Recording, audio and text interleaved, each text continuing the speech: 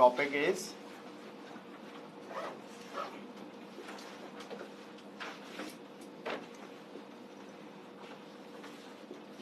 भाई इस टॉपिक में सब टॉपिक्स बता दूं। Lecture one work done bye, लिखते जाओ, work done by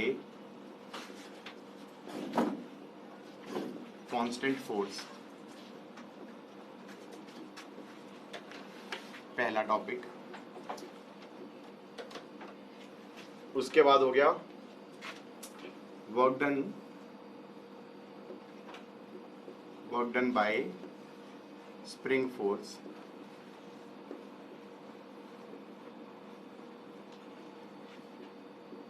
work done by gravity. यहां पर मैं work done by variable force की भी बात कर लूंगा। क्या? Variable force, work done by gravity. चौथा हो गया ग्रेविटेशनल पोटेंशियल एनर्जी। पांचवा हो गया इलास्टिक पोटेंशियल एनर्जी। छठा हो गया कंजर्वेशन ऑफ एनर्जी। ये तो तुम्हारा हो गया लेक्चर 1। लेक्चर 2,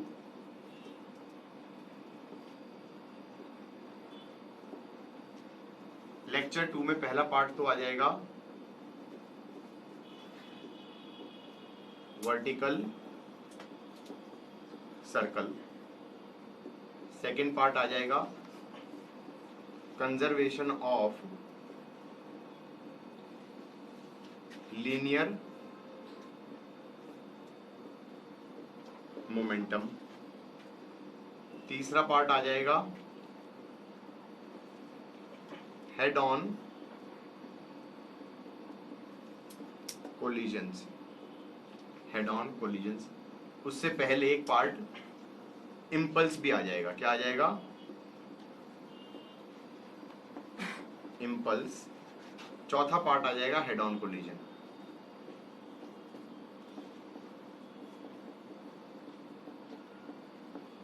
ये तुम्हारा हो गया lecture 2। That's again 4 hours. Lecture 3, lecture 3 आ जाएगा फर्स्ट पार्ट ऑब्लिक कोलिजन्स। दूसरा पार्ट आ जाएगा centre of mass. Third part आ जाएगा derivations of centre of mass. चौथा पार्ट आ जाएगा cavity problems, cavity problems in centre of mass. हर साल मेंस में एक क्वेश्चन जरूर आता है ऑलमोस्ट इनवेरिएबली। Again 4 hours. ठीक है। Lecture 4, lecture 4। Now you have idea कि हम कहां पर किस लेवल पे पहुंचे होंगे। लेक्चर 4 में है application of centre of mass. उसमें 3-4 वैरायटी ऑफ क्वेश्चंस आएंगे कि finding acceleration of centre of mass, finding F external is MACM, finding explosion वाले questions et cetera. Okay. And shifting of centre of mass, shifting of centre of mass, basically application of centre of mass. और उसके बाद यहां पे जाके मैं समझाऊंगा कि कंजर्वेटिव एंड, तुम कहोगे एंड में, हाँ एंड में समझाऊंगा, conservative and non conservative forces, या तो उसको बिल्कुल स्टार्टिंग में यहां पे समझाया जाए या बिल्कुल एंड में समझाया जाए। Conservative and non conservative forces, potential energy as a function of x, vertical circle cases, साथ में यहां पर सेंटर ऑफ मास के एप्लीकेशन में chain problems, chain problems. This is again 4 hours। ये बात अलग है कि तुम्हारे एनसीईआरटी में आई थिंक ये वाला पार्ट कहां पर है, रोटेशन में डाला हुआ है। ये रोटेशन नहीं है, ये रोटेशन नहीं है, ये वर्क एनर्जी में ही आएगा, ठीक है। Rotation is the toughest chapter of class 11th and 12th combined. उसके अंदर पूरा मैकेनिक्स यूज हो रहा होता है, उसमें कंजर्वेशन ऑफ एनर्जी भी लगेगा, न्यूटन लॉज भी लगेंगे, तुम्हारे प्रोजेक्टाइल भी लगेगा, सब लगेगा, ठीक है। गाइस सपोज करो work done bye a constant force, work done bye a constant force, it is given by F dot S। S क्या हो गया, displacement, displacement of the what, of the point of application of force, displacement of the point of application of force. थोड़ा सा ध्यान रखना कि भाई displacement नहीं होता, वो एक्चुअली क्या होता है, displacement of the point where the force is acting. अब तुम सोचोगे ऐसा क्यों कह रहे हैं हम, भाई मान लो कल कोई कहे कि एक रॉड है, जैसे रोटेशन में आएगा, ये रॉड है, इसको यहां से हिंज कर दिया और ये नीचे गिरी, तो जब ये नीचे गिरेगी तो हर पॉइंट की डिस्प्लेसमेंट अलग हो जाती है। भाई जब ये वाला पॉइंट है, ये इस सर्कल में जाएगा तो इसकी डिस्प्लेसमेंट ये हो जाएगी, ये ऐसे जाएगा तो इसकी डिस्प्लेसमेंट ये हो जाएगी, ये ऐसे जाएगा सर्कल में तो इसकी डिस्प्लेसमेंट ये हो जाएगी। अब अगर कल कोई कहे कि जो हिंज पे फोर्स लग रही है उस हिंज फोर्स का वर्क डन क्या होगा, तो मैं कह दूंगा भाई work done bye hinge force क्या हो जाएगा, 0 हो जाएगा, क्योंकि उस वाले पॉइंट की डिस्प्लेसमेंट तो 0 है। You are getting my point. तो अगर मैं बाद में कभी कंजर्वेशन ऑफ एनर्जी लगाऊंगा तो work done bye hinge force क्या कहूंगा मैं, इज 0, बिकॉज जो डिस्प्लेसमेंट होता है वो बॉडी का नहीं होता। When you are talking about a particle, तो पार्टिकल का तो डिस्प्लेसमेंट समझ में आता है, लेकिन जब बॉडी आएगी अगले चैप्टर में तो हर पॉइंट का डिस्प्लेसमेंट कैन बी डिफरेंट। तो डिफरेंट है तो इसका मतलब डिस्प्लेसमेंट F डॉट S करते हो तो S क्या होता है, displacement of the point of application of force होता है। तो ये work done by constant force is defined as F dot S। ये तुम्हें करना भी आना चाहिए कि भाई मान लो कल कोई फोर्स दे दे। कई बार कंफ्यूजन कैसे कर सकते हैं कि भाई मान लो कोई फोर्स लग रही है और पार्टिकल हमारा यहां से चला और यहां से चलता चलता यहां पहुंच गया, तो ये हमारा डिस्प्लेसमेंट हो जाएगा, ये हमारा डिस्प्लेसमेंट हो जाएगा। इसको बोल सकते हैं हम इनिशियल पोजीशन वेक्टर, इसको हम बोल सकते हैं फाइनल पोजीशन वेक्टर, और हम ये बोल सकते हैं displacement is nothing but final position minus initial position. ये डिस्प्लेसमेंट हो गया। और वर्क डन बाय फोर्स कितना हो जाएगा, अगर कोई कांस्टेंट फोर्स है, कैसी फोर्स है, कांस्टेंट फोर्स है, तो हम ये कह सकते हैं F डॉट S, और S की जगह क्या लिख दोगे, RF माइनस RI। बात समझ में आई या नहीं आई? मतलब मान लो कल कोई कहते हैं कि फोर्स ऐसी है, force is nothing but 2I cap minus 3J cap plus 4K cap, और पार्टिकल A पॉइंट से गया, A पॉइंट दिया हुआ है -1 2 3, इससे B पॉइंट तक गया, B दिया हुआ है 4 - 2 5। तो डिस्प्लेसमेंट वेक्टर क्या हो जाएगा, 4 - -1 that is 5I cap -2 -2 -4 j cap, 5 - 3 that is 2 k cap, और वर्क डन कितना हो जाएगा F डॉट S। तो F डॉट S करूंगा तो क्या आ जाएगा 5 2 जा 10 -4 इंटू -3 दैट इज 4 3 जा 12 4 2 जा 8। वर्क डन पॉजिटिव भी आ सकता था, नेगेटिव भी आ सकता था और 0 भी आ सकता था। ये बात समझ में आ गई या नहीं आ गई? इससे मैंने ये भी समझा दिया भाई डॉट प्रोडक्ट लेना आता है नहीं आता है, हाँ या ना? AX BX plus AY BY plus AZ BZ, got it और नॉट? Dot product. अब जैसे मान लो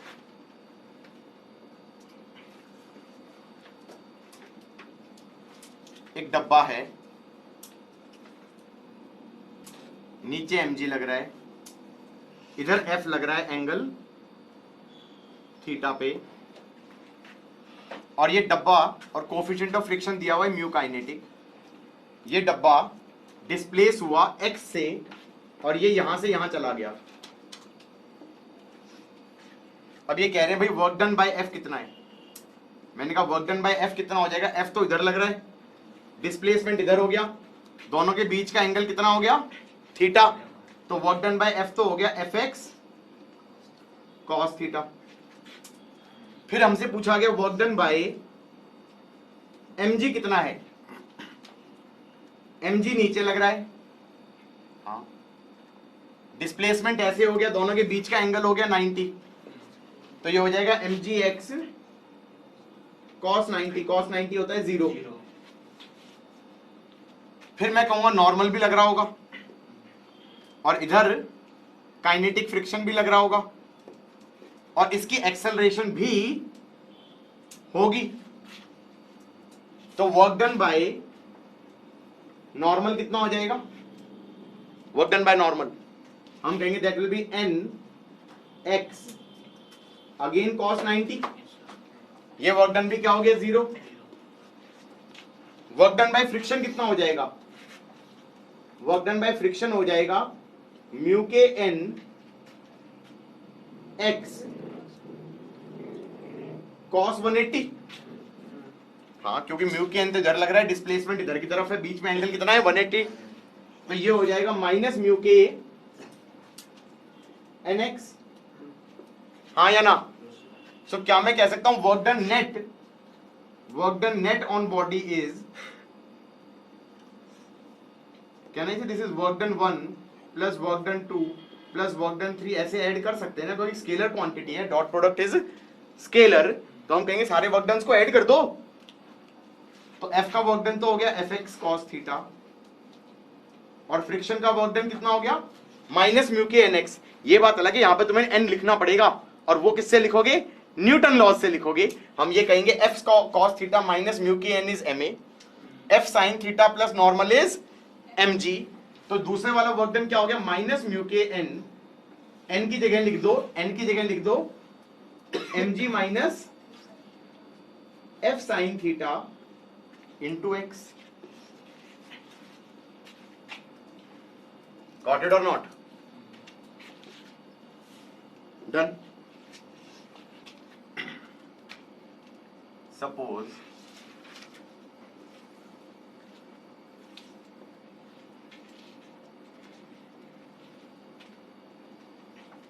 ये एंगल थीटा है,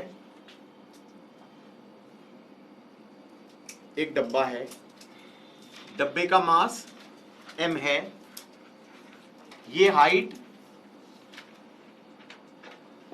h है, कोएफिशिएंट ऑफ फ्रिक्शन म्यू के है, ये डब्बे को छोड़ा गया, ये सिचुएशन 1 से सिचुएशन 2 तक आया, सिचुएशन 1 से सिचुएशन 2 तक आया। अब क्या क्या पूछ सकता है? ये पूछ सकता है वर्क डन बाय mg कितना होगा? भाई mg तो ऐसे लगेगा, वैसे तो कौन कौन सी फोर्सेस लग रही हैं? वर्क डन बाय नॉर्मल कितना होगा? वर्क डन बाय फ्रिक्शन कितना होगा? ये तीन ही तो फोर्सेस लग रही हैं और तीनों का सम कर दूंगा तो क्या आएगा? Work done net. तो हम ये कह सकते हैं mg का वर्क डन निकालना है, mg लगेगा ऐसे, एम जी ऐसे लगेगा, नॉर्मल ऐसे लगेगा, एंड म्यू के नॉर्मल ऐसे लगेगा, एक्सेलरेशन इधर की तरफ होगी। वो तो हमें करना आता है, M G sine theta minus mu K N is M A, normal is M G cos theta. लेकिन ऐसा तो कुछ पूछा ही नहीं है, हमें तो ये पूछा गया work done by M G कितना होगा। तो हमने कहा भाई एम जी तो ऐसे लग रहा है, डिस्प्लेसमेंट ऐसे है, डिस्प्लेसमेंट को लिख सकता हूं h divided by sine theta. किसी को नहीं समझ में आया तो यहां पे मौका है तुम्हें पूछने का कि भाई आपने डिस्प्लेसमेंट को h divided by sine theta कैसे लिख दिया, आया समझ में?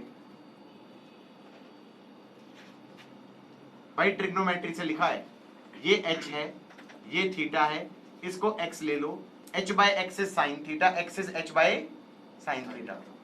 ट्रिग्नोमेट्री आनी चाहिए। आ गई? mg और डिस्प्लेसमेंट के बीच का एंगल कितना है, ये वाला। तो ये एंगल कितना है 90 माइनस थीटा। तो वर्क डन बाय mg कितना हो जाएगा, mg f का मैग्नीट्यूड, डॉट प्रोडक्ट क्या होता है ए बी कॉस थीटा, तो f का मैग्नीट्यूड, डिस्प्लेसमेंट का magnitude is h by sine theta, and cos of the angle between them that is cos of 90 minus theta. cos 90 minus theta is sine theta, ये sine theta, ये sine theta cut गया, तो work done by gravity आ गया mgh। हाँ जी, बात समझ में आई? पक्का? दूसरा तरीका सोचने का क्या है, there are 3 ways of thinking. याद करो a डॉट बी कैसे सोचते थे, a magnitude b magnitude cos theta. कई बार ऐसे भी कर देते थे, a magnitude cos theta into b magnitude, a magnitude cos theta को बोल देते थे projection of a on b, projection of a on b। So ये mg वाला कैसे कर सकते हैं, ऐसे कर सकते थे कि भाई तुम्हारा mg इधर लग रहा था और डिस्प्लेसमेंट ये था, अगर मैं mg का कंपोनेंट ले लूं डिस्प्लेसमेंट के अलोंग और डिस्प्लेसमेंट के परपेंडिकुलर, तो mg cos थीटा के कारण तो वर्क डन 0 हो जाएगा, एंड mg sin थीटा के कारण वर्क डन कितना हो जाएगा, डिस्प्लेसमेंट हो गया कितना, h बाय साइन थीटा, हाँ या ना, इनटू mg sin थीटा, सीधा, तो mgh आ गया। ये दूसरा तरीका हो गया सोचने का कि क्या करोगे कि तुम्हारे पास a वेक्टर था, b वेक्टर था, ये b वेक्टर था, ये a वेक्टर था, और हमने कहा ये एंगल थीटा हो गया। तो दो तरीके हो गए डॉट प्रोडक्ट निकालने के, a magnitude b magnitude cos theta, या फिर क्या कर दो a magnitude into b cos theta कर दो, या फिर उसका उल्टा कर दो कि भाई हमारा एक वेक्टर a था, एक b था, तो मैंने कहा कि इसको एक्सिस ले लो, इसको एक्सिस ले लो, तो क्या कह दो a cos theta into b कर दो, हाँ या ना। तो मैंने कह दिया भाई mg का कंपोनेंट अलोंग डिस्प्लेसमेंट कर दो, इनटू डिस्प्लेसमेंट कर दो, हाँ या ना। तो सीधा क्या आ गया, mgh आ गया। तीसरा तरीका सोचने का क्या हो गया, mg इधर लग रहा था, डिस्प्लेसमेंट ये था s, लेकिन s का कंपोनेंट अलोंग mg सीधा कितना हो गया, h, तो सीधा mgh हो गया, हाँ या ना, mg and component of displacement along mg is h, so work done by mg is mgh। got it or not? पक्का? वर्क डन बाय नॉर्मल कितना हो जाएगा, normal into h by sine theta into h by sine theta into cos 90, हाँ या ना। बेटा angle दिखाना, कौन से वाला एंगल को 90 बोल रहा हूं मैं, उसके बीच में नॉर्मल फोर्स, हाँ, एंड सो जो एक्सेलरेशन जो डायरेक्शन में, ये वाला एंगल ना, ठीक है, क्योंकि नॉर्मल का और डिस्प्लेसमेंट के बीच का एंगल देख रहे थे ना। गॉट इट और नॉट? तो ये तो 0 हो गया। वर्क डन बाय फ्रिक्शन कितना हो जाएगा, mu K N into H by sine theta into cos 180 degree, तो ये हो जाएगा माइनस म्यू के एन को लिख देना mg cos theta into H by sine theta.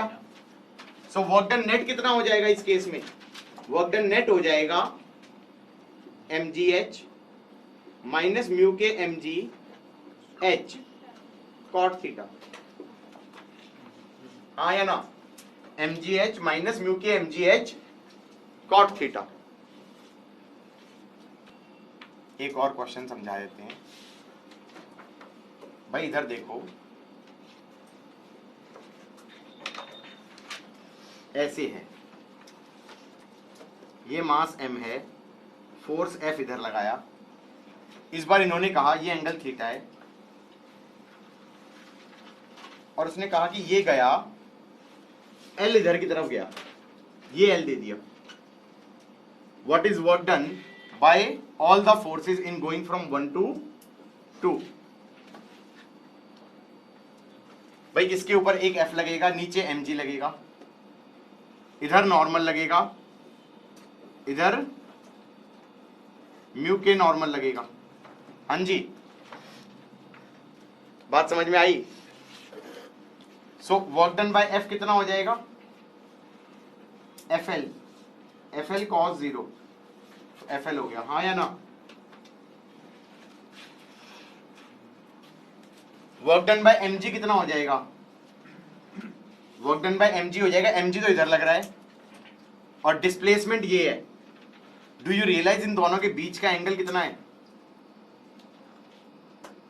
90 plus theta, तो वर्क डन बाय mg हो जाएगा mg L cos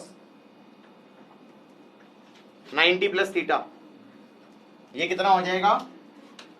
minus mgl sign theta, minus mgl sine theta. बात समझ में आई या नहीं आई? क्योंकि cos 90 plus theta is minus sine theta. दूसरा तरीका सोचने का क्या हो गया? दूसरा तरीका, ये डिस्प्लेसमेंट का कंपोनेंट ले लो mg के अलोंग, तो ये हो जाएगा L cos थीटा, ये हो जाएगा L sin थीटा। एंड क्योंकि mg और L sin theta opposite direction में है, तो ये आ जाएगा mg L sin theta cos 180, तो minus mg L sin theta हो जाएगा। ऐसे भी सोच लिया। वर्क डन बाय नॉर्मल हो जाएगा NL cos 90, वो हो जाएगा 0, हाँ या ना? और वर्क डन बाय फ्रिक्शन हो जाएगा म्यू के n कितना था? mg cos theta into L into cos 180। ये भी समझ में आ गया? गॉट इट और नॉट? एक्सेलरेशन इधर रही होगी, हाँ, तो इस एक्सेस में तुम बैलेंस करोगे FBD से, तो क्या कहोगे? n is mg cos theta, तो फ्रिक्शन हो जाएगा म्यू के n, that is what? Mu के mg cos theta, displacement L। सो हम कहेंगे ओके, नेट फोर्स कितना हो जाएगा? नेट वर्क डन हो जाएगा, नेट वर्क डन हो जाएगा FL minus mgl sign theta minus mu के mg cos थीटा L। अच्छा, इससे कहीं बच्चों के दिमाग में एक मिसकंसेप्शन ना बन जाए कि वर्क डन बाय नॉर्मल तो 0 होता है। 2-3 क्वेश्चनों में 0 आ गया, इसका मतलब हमेशा 0 नहीं होता है। भाई मान लो ऐसे कह दें कि ये एलिवेटर में डब्बा रख दिया और ये एलिवेटर ऊपर गई, ये एलिवेटर ऊपर गई और ये यहां आ गई, हाँ या ना? तो डब्बे का डिस्प्लेसमेंट हो गया h, और ऊपर लगेगा नॉर्मल और नीचे लगेगा mg, तो वर्क डन बाय नॉर्मल तो कितना हो जाएगा? nh, और वर्क डन बाय mg कितना हो जाएगा? माइनस mgh, हाँ या ना? क्योंकि n और h के बीच में तो एंगल कितना है? 0 डिग्री, और n और जो mg और h के बीच में एंगल कितना है? 180 डिग्री। तो हम कहेंगे नेट वर्क डन क्या हो जाएगा? नॉर्मल का वर्क डन पॉजिटिव होगा nh cos 0, और mg का हो जाएगा mgh cos 180, that is minus mgh। ये नेट वर्क डन हो गया। तो तुम्हारा ये मिसकंसेप्शन भी हट गया कि नॉर्मल का वर्क डन 0 होता है। वो कुछ क्वेश्चनों में 0 आ रहा है तो आ रहा है, you can not fight over it. Okay okay, suppose ऐसी सिचुएशन है,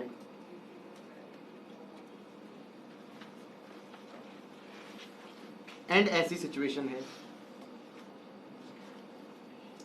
ये m2 है, ये m1 है, and suppose m2 greater than m1 है। इसको छोड़ दें, इसको छोड़ दें तो इसकी एक्सेलरेशन नीचे a होगी और इसकी एक्सेलरेशन ऊपर a होगी। ये हमें करना आता है। इनफैक्ट एक्सेलरेशन की वैल्यू आ जाती है m2g minus m1g upon m1 plus m2। Tension की वैल्यू आ जाती है 2m1 m2g upon m1 plus m2। ये न्यूटन लॉज का one of the earliest question था, हाँ या ना। अब हम ये कहें कि ये नीचे गया h, तो क्या मैं कंक्लूड कर सकता हूं कि ये ऊपर भी h ही जाएगा? हाँ। तो क्या मैं कह सकता हूं इस पे फोर्स लग रहा है m2g, ऊपर लग रहा है टेंशन, और इस पे ऊपर लग रहा है टेंशन, नीचे लग रहा है m1g। एम आई राइट? सो अगर मैं कहूं work done net on m2 कितना होगा, work done net on m2 कितना होगा? So can I say that will be m2gh minus th। भाई m2g तो नीचे लग रहा है, तो m2g का वर्क डन तो हो गया कितना, m2gh, और टेंशन ऊपर लग रहा है तो उसका वर्क डन कितना हो गया, माइनस th। इसमें टेंशन ऊपर लग रहा है, नीचे लग रहा है m1g, तो work done net on m1 कितना हो जाएगा, that will be th minus m1gh। सो क्या मैं कहूं अगर नेट वर्क डन पूछा जाए ऑन सिस्टम, इन दोनों को अगर मैं एक मान के सोचूं, तो क्या मैं ये कह सकता हूं कि सिस्टम के ऊपर वर्क डन बाय टेंशन क्या हो जाएगा, 0, और नेट वर्क डन आ जाएगा m2gh minus m1gh। Work done net on system would be m2gh minus m1gh। And एक और कहानी बनी, work done net on system by tension is 0। Work done net on system by tension is 0। अब curiosity, क्या ये हमेशा true होता है? I don't know, let's see a couple of situations.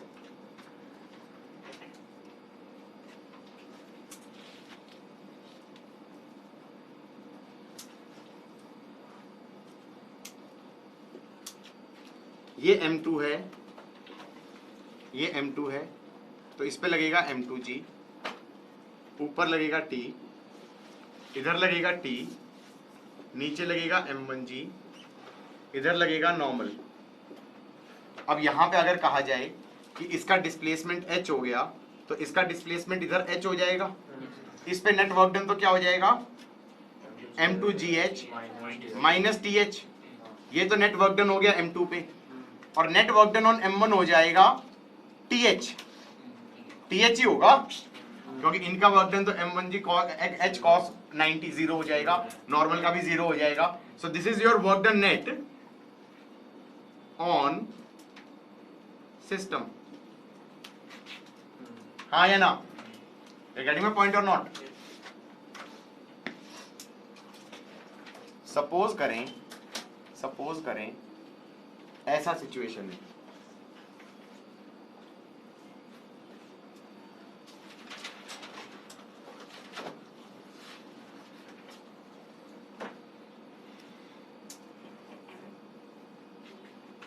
ये m1 है, ये m2 है, ठीक है। हम कहेंगे ये एक रस्सी है, इसमें टेंशन थ्रू आउट होगा T, इसमें टेंशन हो जाएगा 2T, इस पे लगेगा 2T ऊपर, m2g नीचे। इसकी एक्सेलरेशन अगर a है तो पुली के सेंटर की भी a होगी, वो वाला एंड फिक्स्ड है, तो इस वाले की एक्सेलरेशन 2a होगी। यहां पे टेंशन लगेगा T, नीचे लगेगा m1g, और इसकी एक्सेलरेशन टेक्निकली 2a ऊपर की तरफ हो जाएगी। एम आई राइट? ये हमने पढ़ा था न्यूटन लॉज में। अब मैंने कहा ये नीचे गया h, तो बेटा क्या मैं कह सकता हूं पुली का सेंटर भी नीचे जाएगा h, और पुली का सेंटर अगर नीचे h जाएगा तो ये वाला पॉइंट नीचे जाएगा 2h। जो चीज एक्सेलरेशन के लिए वैलिड थी वो वेलोसिटी के लिए भी वैलिड थी और वो टेक्निकली डिस्प्लेसमेंट के लिए भी वैलिड थी, क्योंकि डिस्प्लेसमेंट का डेरिवेटिव ही तो वेलोसिटी होता है और वेलोसिटी का डेरिवेटिव ही तो एक्सेलरेशन होता है।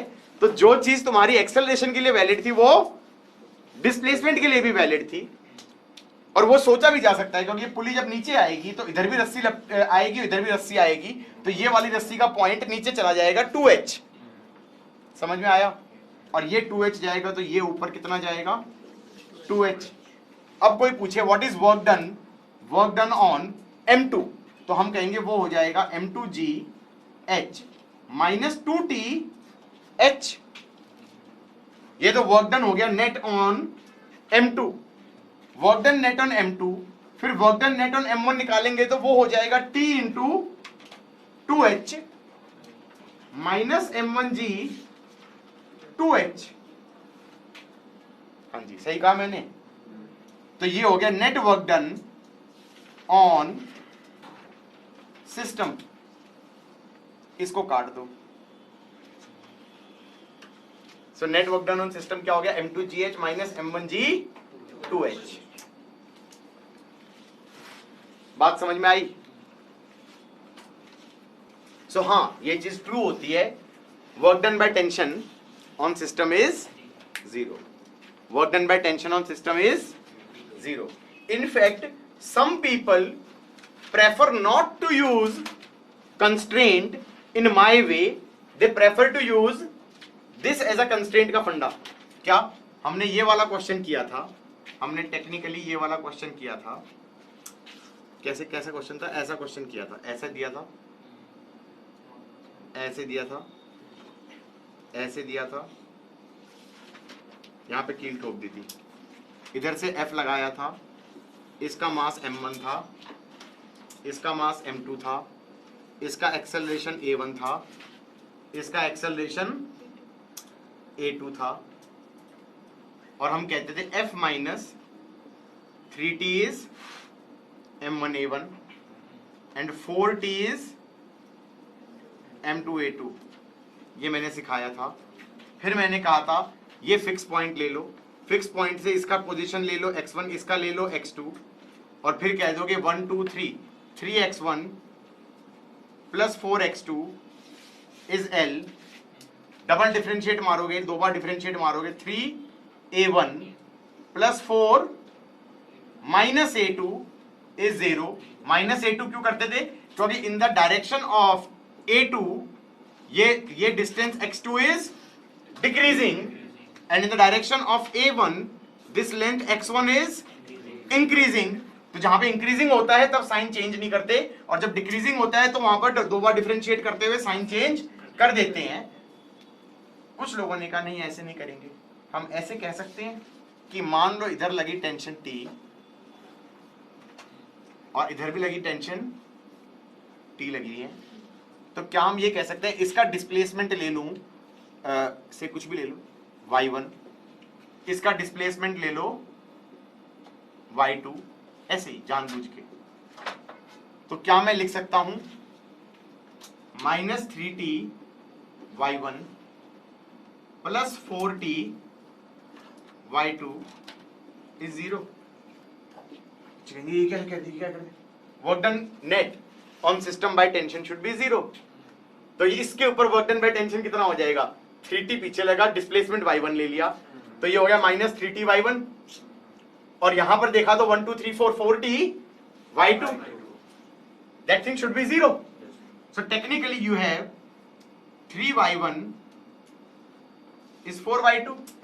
you differentiate y1 2 times is a1 and you differentiate y2 4 times is a2, so 3a1 is 4a2।